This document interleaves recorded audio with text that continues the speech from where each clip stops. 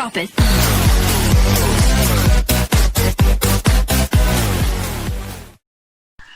सखी है लहरे तिरंगा आसमानवा में, ऐसे सुघर नजारा का होई जहानवा में। कि ऊपरा के सरिया निचवा गाढ़े हरियर का, दोनों के बीचवा में शोभेला उजारा का। तिरंगे की बखान है। ऊपरा के सरिया निचवा गाढ़े हरियर का, अरे दोनों के बीचवा में शोभेला उजारा का।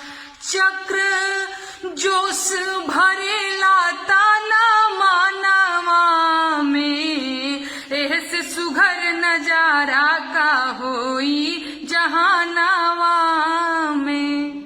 आजादी ऐसे नहीं मिली है। धन्य थी वो माएं जिन्होंने अपने वीर सपूतों को भारत माता पर न्यौछावर होने के लिए भेज दिया। कैसे कि धनी धनी माइन के कोखिया, धनी रे ललनवा कारज कई गईले अनोखिया। कि कबो पीठ ना दिखवले माए दानवा में, ऐसे सुघर नजारा का होई जहानवा में।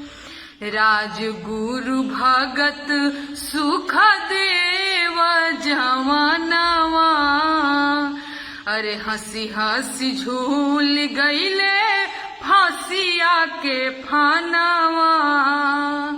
कि देश प्रेम के प्रतीक बलिदानवा में, ऐसे सुघर नजारा का होई जहानवा में।